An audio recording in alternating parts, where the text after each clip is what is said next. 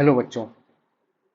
जैसा कि मैंने आपसे प्रॉमिस किया था कि हम लोग एक इम्पोर्टेंट क्वेश्चंस जो आपके सिलेबस में जो इम्पोर्टेंट क्वेश्चंस हैं उनके बारे में हम लोग एक वीडियो लेके आएंगे। तो आज ये वीडियो तैयार है आपकी।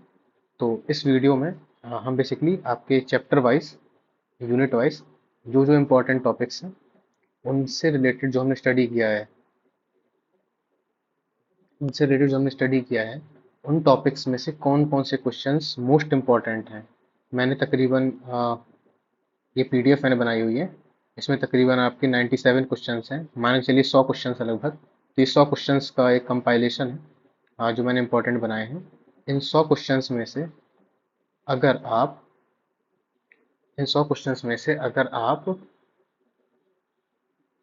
सारे के सारे क्वेश्चंस करके जाते हैं, सारे सारे क्वेश्चन सॉल्व करके जाते हैं, तो मैं गारंटी के साथ आपसे बोल सकता हूँ कि आप क्वेश्चन पेपर जो कि आपका फाइनल सेमेस्टर का एग्जाम होगा उसमें 60 में से डेफिनेटली 50 प्लस स्कोर करके आएंगे। हो सकता है आप 60/60 भी करके आ जाए, लेकिन 50 प्लस की गारंटी मैं लेता हूँ।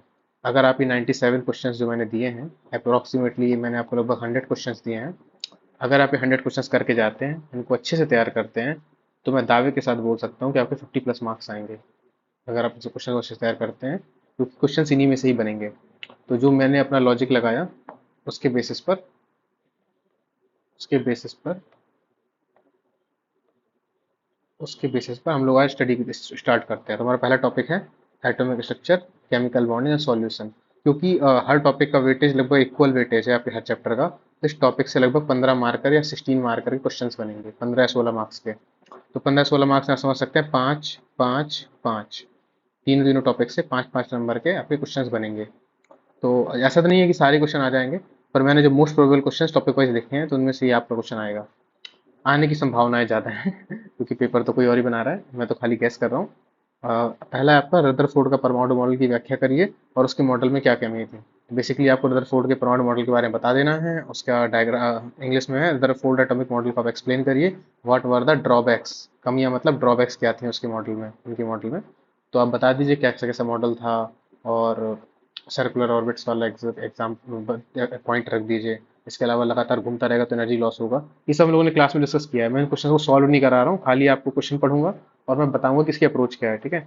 और बेसिकली अगर आपको उनका सॉल्यूशन चाहिए तो आप मेरी सारी वीडियोस जितनी भी मैंने इंटरनेट पे इस यूट्यूब चैनल पे अपलोड करी हैं, उन सारी वीडियोस को एक बार आप देख लेंगे तो डेफिनेटली आपको सारे के सारे ऑल 97 क्वेश्चंस का हल मिल जाएगा, ठीक है। अगर आपको लग रहा है कि आप वीडियो कहाँ सॉल्व करोगे, इन क्वेश्चन को कैसे सॉल्व करोगे, इन क्वेश्चन सॉल्व करने का तरीका बता दे रहा हूँ मैं। जितने मेरे वीडियोज़ हैं, मैंने लगभग हर चैप्टर के अपलोड कर दिए हैं, quick revision video series and chapter wise series में, और इंपॉर्टेंट पीवाईक्यूज को मिला के। तो आपके लगभग सारे क्वेश्चन उसमें सॉल्व हो जाएंगे। ओके।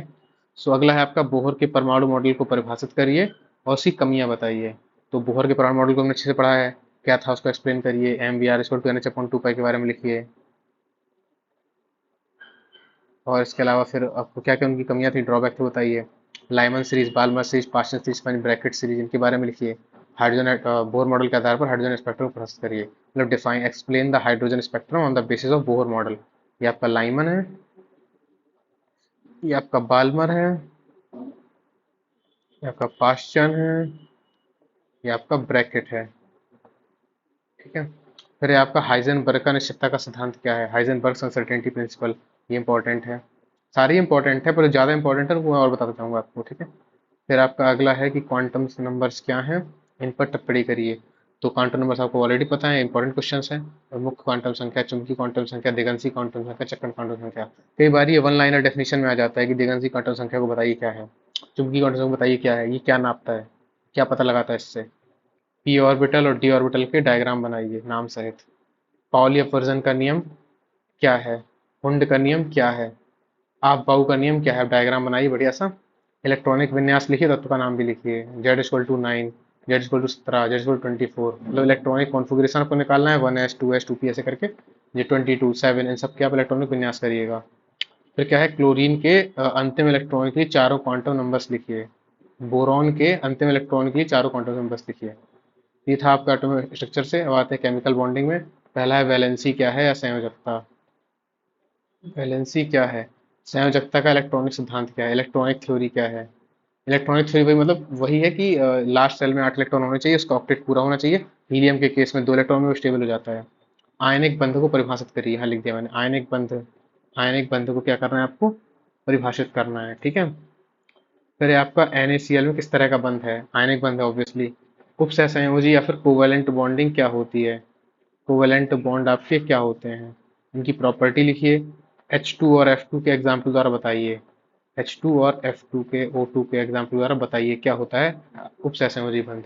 इनमें से कौन सा हाइब्रिडाइजेशन है। हाइब्रिडेशन की मैंने परिभाषा नहीं पूछी, पर हाइब्रिडेशन की परिभाषा को याद करके जानिए। BeCl2 BF3CH4 किसमें sp है, किसमें sp2 है, किसमें sp3 आ सकता है। आपको आकृति भी बनानी है, डायग्राम भी बनाना है सबका। वेस्पर थ्योरी क्या है उसको बताइए। NH3 और H2 की आकृति वेस्पर थ्योरी के आधार पर बताइए, बताया था ना मैंने। लोन पेयर रिपल्सन होता है तो बॉन्ड एंगल कम हो जाता है, तो ये आपको वेस्पर थ्योरी में मिलेगा। उप सहसंयोजी या फिर कोऑर्डिनेट बॉन्ड के बारे में बताइए, टिप्पणी करिए इसके बारे में। कमरे के ताप पर H2O जल है जबकि H2S गैस क्यों, क्योंकि हाइड्रोजन बॉन्डिंग की वजह से। Hydrogen bonding. फिर अगला है आपका धात्विक बंध क्या है, धात्विक बंध क्या है ऐसे गुणधर्म लिखिए, मतलब मेटेलिक बॉन्ड्स बेसिकली। फिर अगला है निम्नलिखित को परिभाषित करिए, डिफाइन करना है इन सबको आपको। नॉर्मेलिटी, मोलैरिटी, मोलैलिटी, और यह है मोल फ्रैक्शन। इन सबको आपको डिफाइन करना है, इनके सूत्र लिखने हैं, ठीक है, फॉर्मूला, ठीक है। और फिर है आपका simple numericals on normality, molarity, ppm, mole fraction, percentage, W percentage IV. तो आप किसी भी बुक से, अपनी ही बुक से एक एक दो दो न्यूमेरिकल हर चीज पे लगा लेंगे, नॉर्मेलिटी पे, मोलैरिटी पे, मोललता पे, ppm पे, मोल फ्रैक्शन पे, डब्ल्यू पे। फिर आपका आता है अगला टॉपिक जिसको हम बोलेंगे वाटर। तो वाटर में क्या है आपका, धरती में कितने परसेंट मृदु जल है, how much soft water. Hard water soft water का परीक्षण साबुन द्वारा कैसे करते हैं, रिएक्शन भी लिख के बताइए। आपको रिएक्शन बतानी पड़ेगी वो साबुन के साथ, मतलब हार्ड वाटर झाग देगा, हार्ड वाटर झाग नहीं देगा, सॉफ्ट वाटर झाग देगा। आपको C17H35COO Na वाली रिएक्शन, कोई भी एक हार्डनेस ले लीजिए, MgCl2, इसके साथ लिख के बतानी पड़ेगी आपको, वही रिएक्शन पूछ रहा हूँ मैं। कौन कौन से लवण या सॉल्ट्स जल को कठोर बनाते हैं, कैल्शियम मैग्नीशियम के बाइकार्बोनेट, सल्फेट, क्लोराइड्स। अस्थायी कठोरता क्या होती है, स्थायी कठोरता क्या होता है आपको बताना पड़ेगा। कठोरता मापने के, कठोरता मापने कौन कौन से यूनिट्स हैं, ppm, डिग्री क्या फ्रेंच डिग्री, केल्विन डिग्री, और आप मिलीग्राम पर लीटर लिख दीजिएगा। Simple numerical on unit conversion, ये आप बुक से कर लीजिएगा या फिर मेरे वीडियोस देख लीजिएगा, एक आध दो न्यूमेरिकल लगा के जाइएगा, ठीक है। कठोर जल की यूज से कौन सी हानि होती है, अवपंक क्या होता है, शल्क क्या होता है, फेनन क्या होता है, प्रमाण क्या होता है, scale, sludge, foaming and priming, यही है बेसिकली। EDTA का फुल फॉर्म और स्ट्रक्चर बनाइए। जल में TDS का निर्धारण कैसे किया जाता है, विधि बताइए। TDS के बारे में बताया था ना, ये कर लेते हैं पानी को, फिर उसको सॉल्ट वाला रहता है उसको ड्राई कर लेते हैं, वजन ले लेते हैं खाली क्रूसिबल का और भरी हुई क्रूसिबल का। जल का मृदुकरण, हार्डनेस कैसे दूर की जाती है बेसिकली पूछा है। हार्डनेस को कैसे दूर करें यही पूछा है। जल का मृदुकरण कैसे किया जाता है, हार्डनेस को कैसे दूर किया जाता है। स्थायी कठोरता अस्थायी कठोरता में क्या अंतर है, उसको कैसे दूर करेंगे। सोडा लाइम विधि का वर्णन करिए, रिएक्शन लिखिए। जियोलाइट विधि क्या है, चित्र और रिएक्शन दोनों बताइए। जियोलाइट का रासायनिक सूत्र यहाँ भरिए। आयन एक्सचेंज विधि क्या है, उसका चित्र और रिएक्शन से समझाइए। नगर पालिका में प्रदूषित जल को कैसे दोष मुक्त बनाया जाता है, मतलब कैसे साफ करते हैं पीने के पानी को। स्टरलाइजेशन या जल के संक्रमण हेतु कौन कौन सी विधियां हैं, क्लोरीनीकरण, ओजोनीकरण, UV, RO सब लिखिए। क्लोरीनीकरण की और ओजोनीकरण की रिएक्शन भी लिखिए। RO क्या होता है, रिवर्स ऑस्मोसिस, इससे क्या लाभ है अच्छे से बताइए। पीने योग्य पानी के क्या मापदंड हैं इंडियन स्टैंडर्ड के अनुसार, वही पीएच इसका 6.5 से 8.5 होना चाहिए, हार्डनेस इसकी 300 ppm तक होनी चाहिए। सब बताया था मैंने, आपको याद होगा, देख लीजिएगा बस स्लाइड्स और क्लास नोट्स को भी। फिर तीसरा टॉपिक है इंजीनियरिंग मटेरियल्स। ये नया टॉपिक है इसलिए इसको बहुत ध्यान से करिएगा क्योंकि इससे आने के चांस बहुत ज़्यादा है, ठीक है। हर चैप्टर से आपके 15 से 16 मार्क्स का पेपर आना ही आना है, ठीक है। तो टोटल पेपर आपका अप्रॉक्सीमेटली आएगा 90 मार्क्स का, और 90 मार्क्स में से आउट ऑफ आपको, सॉरी 15 15 75, सॉरी 16 पंचे 80, 81 मार्क्स का था, मुझे याद आ गया, हाँ। 81 मार्क्स का टोटल पेपर आएगा जिसमें से आपको 60 मार्क्स का अटेम्प्ट करना है, ठीक है। तो आपको हर टॉपिक से आपको 15 16 मार्क्स का देखने को मिलेगा। खनिज तथा अयस्क में क्या अंतर है, खनिज मतलब मिनरल, अयस्क मतलब ओर, में क्या डिफरेंस है। ये आप सारे जितने वीडियोस मेरे देखेंगे सब सॉल्यूशन मिल जाएगा। आयरन नहीं है, आयरन, एल्यूमिनियम और कॉपर के दो दो अयस्कों के नाम लिखिए, सूत्र लिखिए। टिप्पणी करने हैं आपको किस पर? गैंग पर, गालक या फ्लक्स पर और धातुमल पर। टिप्पणी करने का मतलब है डिफाइन करिए 2-3 लाइन में और एक दो एग्जाम्पल लिख दीजिए। इन विधियों का संक्षिप्त वर्णन करिए। फ्लेन प्लवन विधि और चुंबकीय पृथक्करण, इसको फ्रोथ फ्लोटेशन मेथड बोलते हैं। फ्रोथ फ्लोटेशन मेथड, इसको मैग्नेटिक सेपरेशन, चुंबकीय पृथक्करण। रोस्टिंग और कैल्सिनेशन, भर्जन और निस्तापन। भर्जन व निस्तापन में क्या अंतर है? रिएक्शन के साथ बताइए। अयस्क का प्रगलन या स्मेल्टिंग क्या है? आयरन को छोड़ को हेमेटाइट को कैसे निष्कर्षित किया जाता है? स्टेप वाइज विवरण दीजिए। एल्यूमिनियम को बॉक्साइट से कैसे निष्कर्षित किया जाता है? संक्षिप्त स्टेप वाइज विवरण दीजिए। मिश्र धातु एलॉय को परिभाषित करिए, उनके गुणधर्म बताइए। मिश्र धातु क्या उपयोग है? किन्हीं 4 मिश्र धातु के नाम व उनके कंपोजिशन लिखिए। पोर्टलैंड सीमेंट का रासायनिक सूत्र लिखिए। सीमेंट का जमना क्या है? हार्डनिंग ऑफ सीमेंट क्या है? हार्डनिंग ऑफ सीमेंट क्या है? रिफ्रैक्टिव मटेरियल्स क्या होते हैं? ठीक है। और कंपोजिट मटेरियल्स क्या होते हैं, उनके गुणधर्म व दो उदाहरण। ये सारी चीजें मैंने पढ़ाई हुई है, ठीक है। आपको सारे जवाब मिल जाएंगे, आपको ढूंढने की जरूरत भी नहीं पड़ेगी वीडियोस से, लेकिन आपको वहाँ कॉपी पे लिखना पड़ेगा, इन सबको सॉल्व करना पड़ेगा। पॉलीमर को डिफाइन करिए। एकलक क्या होता है या मोनोमर क्या होता है, ये बेसिकली है इसमें। मोनोमर क्या होता है? सहबहुलक और समबहुलक का बताइए। कोपॉलीमर और होमोपॉलीमर क्या होता है? पॉलीमर का वीडियो देखिए मेरा, मिल जाएगा उसमें आपको सब कुछ। बहुलकीकरण की कोटि क्या है, मतलब डिग्री ऑफ पॉलीमराइजेशन क्या है, ये पूछा है। थर्मोप्लास्टिक थर्मोसेटिंग तो कई बार आ चुका है एग्जाम में। एडिशन व कंडेंसेशन में विभेद करिए। पॉलीमर्स का वर्गीकरण करिए, लीनियर होगा, ब्रांच होगा, और भी कई तरह के वर्गीकरण मैंने बताए थे। थर्मोसेटिंग, थर्मोप्लास्टिक वगैरह वगैरह देख लीजिए, उसको नेचुरल होगा कि सिंथेटिक होगा, ठीक है। एडिशनल होगा कि कंडेंसेशन होगा, सब देख लीजिएगा। निम्नलिखित के एक अलग लिखिए। इन 6 में से तो मैं 100% गारंटी ले रहा हूँ कि कुछ ना कुछ आएगा। ये जो 6 हैं आपके, कुछ ना कुछ डेफिनेटली आएगा। पीवीसी का मोनोमर लिखिए, मतलब किससे मिलकर पीवीसी बना होता है, और वो साथ में रिएक्शन भी लिख लीजिएगा कैसे रिएक्शन होती है।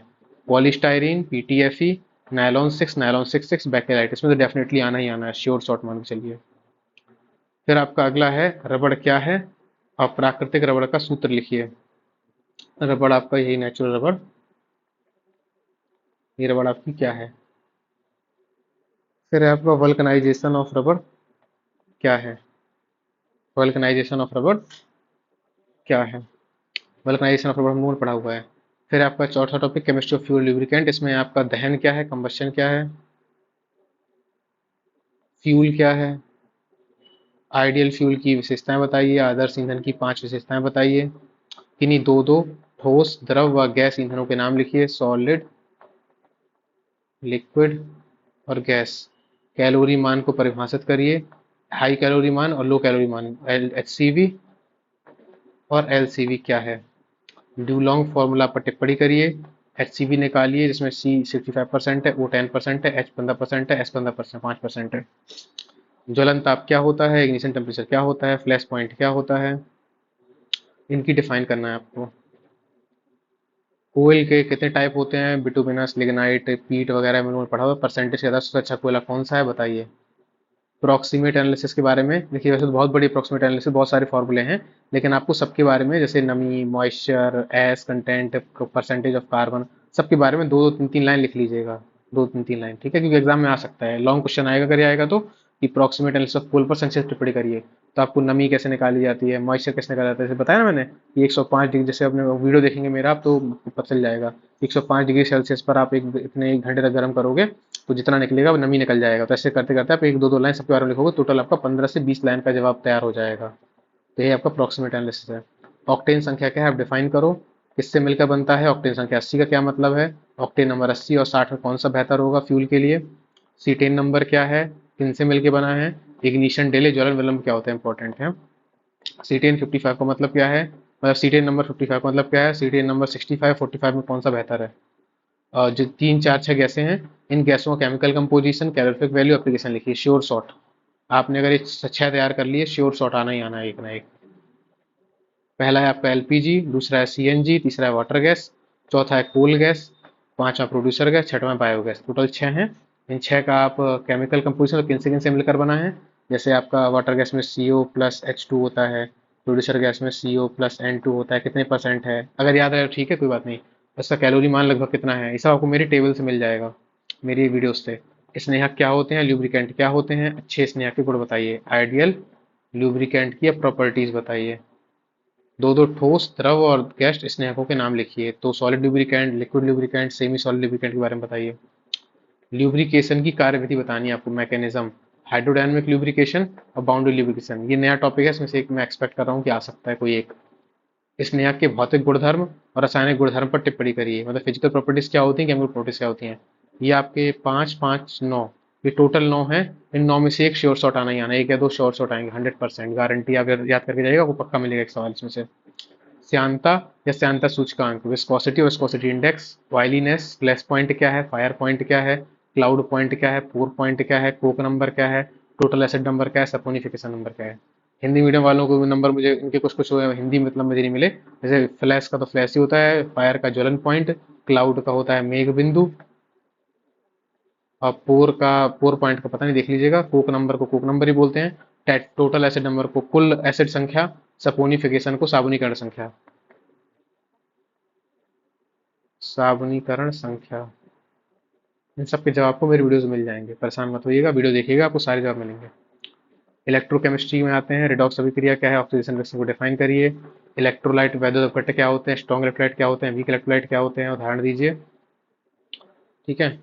और नॉन इलेक्ट्रोलाइट भी क्या होते हैं, भी याद करिएगा, लिख लीजिए, इसमें ऐड करिए। नॉन इलेक्ट्रोलाइट क्या होते हैं, जैसे लकड़ी, कोयला वगैरह, ये सी। नॉन इलेक्ट्रोलाइट क्या होते हैं। फैराडे के दोनों नियम, first and second law, Faraday second Faraday law, इनको बताइए, डिफाइन करिए दोनों को, उनके सूत्र लिखिए। बुक से सिंपल न्यूमेरिकल आपको लगाने हैं, एक दो क्वेश्चन आप लगा लीजिएगा। इलेक्ट्रोमेटलर्जी, इलेक्ट्रोप्लेटिंग, इलेक्ट्रोरिफाइनिंग, तीन में से एक पक्का आने वाला है। चित्र वाली एक्सरसाइज समझाइए। इलेक्ट्रोमेटलर्जी, इलेक्ट्रोप्लेटिंग, इलेक्ट्रोलाइटिक रिफाइनिंग मैंने पढ़ाया क्लास में। ड्राई सेल क्या होता है बताइए। सेकेंडरी सेल क्या होता है। लेड एसिड बैटरी इंपॉर्टेंट आ सकती है, लेड एसिड बैटरी क्या होती है। फ्यूल सेल क्या होता है, H2 वाला होता था ना, H2+O2 वाला। फ्यूल सेल क्या है। सोलर सेल क्या है। संक्षारण क्या है, कितने टाइप का होता है, केमिकल होता है और इलेक्ट्रोकेमिकल होता है, उदाहरण से समझाइए, सब बताया हुआ है आपको। H2 लिबरेशन और O2 एब्जॉर्प्शन की मैकेनिज्म बताइए। ठीक है। फिर आपका कोरोजन कौन कौन से कारक है, कौन कौन से फैक्टर्स हैं जो कोरोजन को अफेक्ट करते हैं, मॉइस्चर, नमी, पीएच, शुद्धता, धातु की प्योरिफिकेशन, काफी कुछ बताया था। कोरोजन का बचाव कैसे करना है, प्रोटेक्शन कैसे करनी है, इंटरनल कोरोजन, एक्सटर्नल कोरोजन, ये आपको मिल जाएगा आपके नोट्स में, या आप मेरी वीडियोस देख लीजिए। एलॉइंग क्या होती है, हीट हीट ट्रीटमेंट, इन इन पांच, कितने आपके, 1 2 3 4 5 6 7, 7 या 8 गैल्वेनाइजेशन तक, 8 में से श्योर शॉट आना ही आना है, एक या दो श्योर शॉट बोल रहा हूँ, 100% आएगा ही आएगा। ये आ भी चुका है एनीलिंग पिछले साल। एनीलिंग मतलब तापानुशीलन, और ये क्वेंचिंग मतलब कठोरीकरण। एनोड सेक्रीफाइस क्या है, कैथोड प्रोटेक्शन क्या है, ऑर्गेनिक इनहिबिटर मतलब पेंट वगैरह के बारे में लिखना है आपको इसमें। ठीक है। गैल्वेनाइजेशन क्या होता है, जस्ते की परत को चढ़ाना। सेराडीकरण क्या है, बेसिकली गैल्वेनाइजेशन का एक हिस्सा है, जब आप स्प्रे करते हो मेटल को। गैल्वेनिक सेल और इलेक्ट्रोलाइटिक सेल में अंतर करिए, वर्णन करिए, अंतर करिए। साल्ट ब्रिज क्या होता है, उसकी यूज क्या है। इस तरह कुल मिला के लगभग 97 क्वेश्चन है टोटल, मान लेता हूँ मैं 100 क्वेश्चन है लगभग लगभग। इन 100 क्वेश्चन में से आपको श्योर शॉट, अगर आप सारे क्वेश्चन सॉल्व कर लेते हो, उनकी प्रॉपर नोट्स बना लेते हो, सॉल्व कर लेते हो उनको, और उनको रिवाइज कर लेते हो एग्जाम के पहले तक, तो आपको 50+, टोटल पेपर आपका 80 मार्क्स का होगा, 81 मार्क्स का। मतलब बेसिकली आपको 60 मार्क्स ही अटेम्प्ट करना है, ऐसा नहीं है, क्योंकि उसमें चॉइसें आती हैं कि 12 में से 10 करिए, 5 में से 3 करिए, या आप मेरे क्वेश्चन पेपर पैटर्न वाली वीडियोस को आप देख लीजिएगा, ठीक है, आपको आइडिया लग जाएगा। तो मैं दावे के साथ कह सकता हूँ उसमें आपका, अगर आप पूरे क्वेश्चंस करके आते हैं 97, तो आपके 60 आउट 55, 50 से 50+ मार्क्स तो डेफिनेटली आने ही आने हैं। 50+ मार्क्स आप लेके आ जाएंगे बड़ी आसानी से। और ये भी कोई आश्चर्य की बात नहीं होगी कि अगर आप 60 आउट ऑफ 60 भी स्कोर तो नहीं कर पाएंगे खैर, पर आप अटेम्प्ट कर सकते हैं, 60/60 का अटेम्प्ट डेफिनेटली आप कर लेंगे। 50+ आप मार्क्स ला सकते हैं अगर अच्छे से तैयारी करेंगे तो मेरी तरफ से all the very best. Thank you for watching this, good luck students for your exams. Thank you.